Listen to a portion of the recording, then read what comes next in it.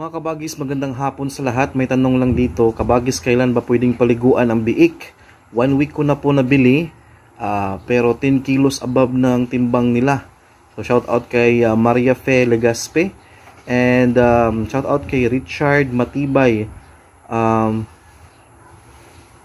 Mahirap paniwalaan, Lods, kasi yung sa akin hindi nga umabot ng 50 kilos.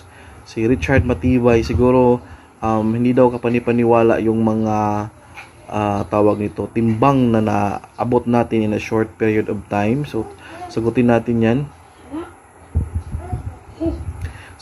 yan. Baka yung mga biik na sinasabi niya is ang counting, magmamatter kasi yan sa counting natin. So just a heads up, yung counting ko, when I say 1 month, that is one month from the time that I purchase the piglets, no? Hindi yung 1 month galing pagpanganak. So iba din yon ang counting. Kailan tayo mag-counting na ganyan? Ano ba yung basis natin? So sagutin natin ito, mga kabagis. Shout out sa lahat. Thank you sa mga questions ninyo.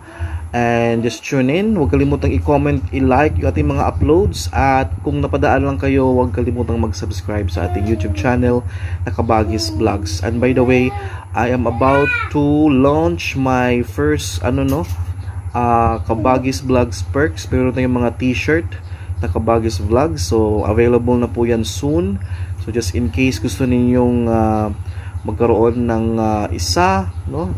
Just let me know, okay? So just tune in.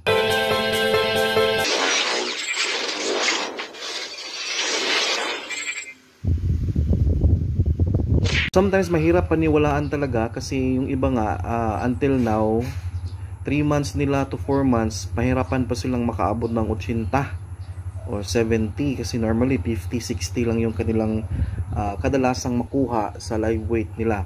So katulad dito ni Richard Matibay, i-confirm lang natin, Richard, itong ating mga sinasabing mga biik na in 3.5 months nagkaroon tayo ng 95 to 100 plus kilos.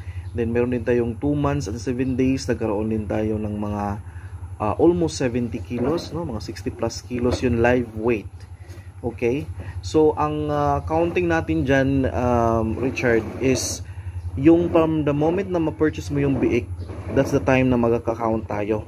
And that's the time na doon din ako nagbabase sa aking mga pakain na stages ng feeds. So from the time na na-purchase ko yung biik ko, that's the time na pakainin ko sila ng pre-starter in 2 weeks with booster feeds na mixed, no?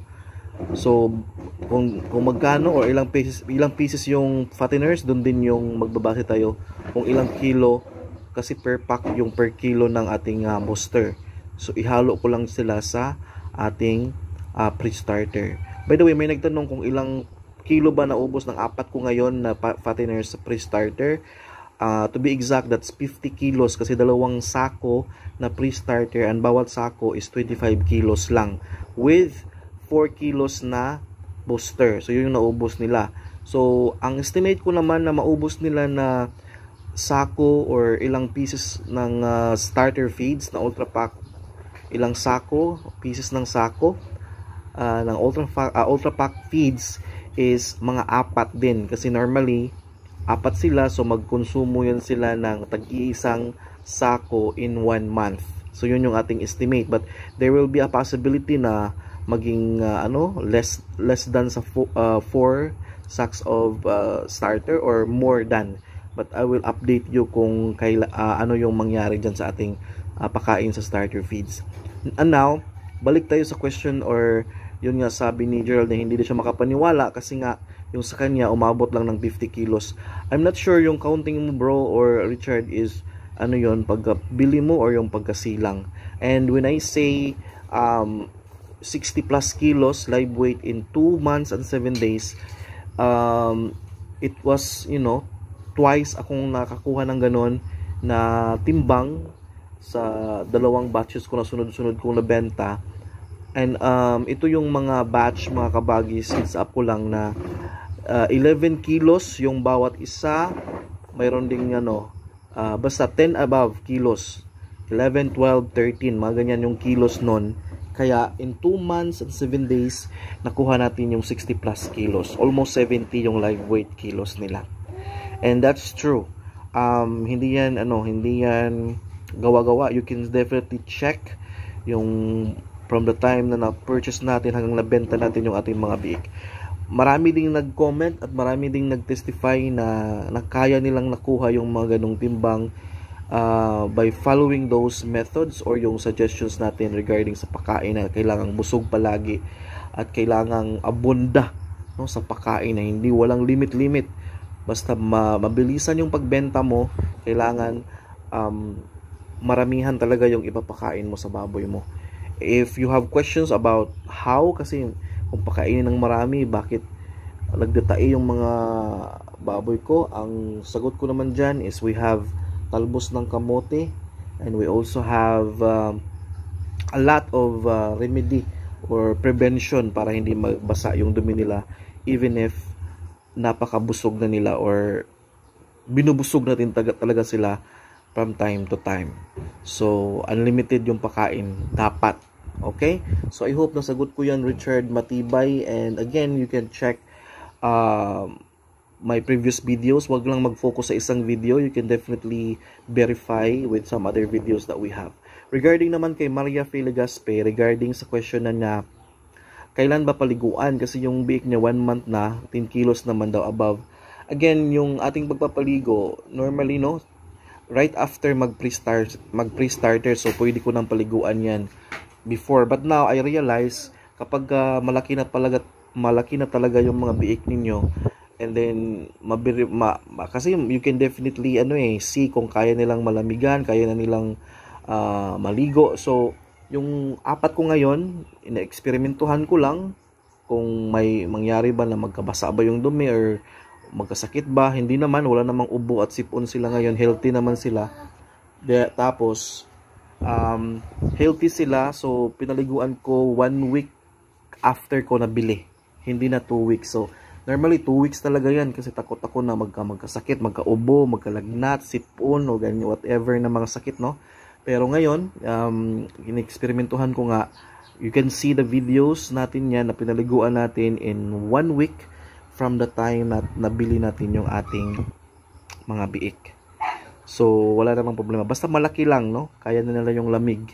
And paliguan lang natin every yung matirik yung araw, hindi yung kung makulimlim, tingin niyo makulimlim, magdamagan yung ulan.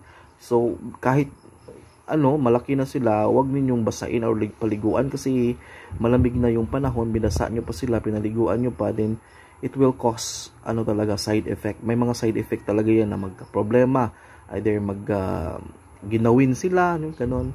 So as much as possible, iwasan natin yung ganon na maulan, tapos malamig yung panahon, yung ilang araw consistent yung ulan na walang tigil. Then as much as possible, wag na lang natin silang paliguan. Linisan lang natin yung kulungan. Sometimes hindi maiwasan, mabasa yung kanilang mga paa, pero hindi yan problema, basta hindi lang basain yung buong katawan nila, okay pa rin yan. So wag nating pilitin, no, mga kabagis, na minsan kahit ang mga biik natin ay talagang hindi pa kondisyon, wala pa sa kondisyon sa kanila yung paliguan, pero pinapaliguan natin, and that's the time na magkaroon tayo ng problema sa kanilang paglaki, na bansot kasi nagkasakit. Isa din yan sa cause. Yung minention ko rin kanina, one of my videos, na yung mga paglilinis, no, i-maintain natin yung kalinisan nila. Huwag natin silang hayaang kumain na walang linis, na punong-puno ng putik yung katawan, or punong-puno ng dumi nila yung katawan. And then kumakain sila, so there's a big possibility na kinakain nila rin yung dumi nila, most especially kung wet feeding yan, so dumidikit talaga. So careful tayo, kasi we think okay lang kasi hindi naman nagka-problema, but as we move forward, no, mag 3 months, 4 months, mabigla ka na lang na bakit ganon, hindi pa rin ganon kalaki at kabigat yung mga baboy natin. Again, dahil din sa pagpapalakad natin, kung paano natin nililinisan, paano natin inasikaso yung kanilang kulungan. So importante yan, kabagis. Maybe hindi natin yan na-observe, no, pero importante yan. Yung mga feeds, mga vitamins, purga, mga ganyan, secondary na lang, but yung kalinisan talaga yung pinaka primary sa ating mga alaga. Kasi anong silbi ng pagkain mo kung talagang marumi at every time magkakasakit sila dahil sa dumi. Dahil sa mga bakterya at mikrobyo dyan na palaging nandyan, hindi maiwasan.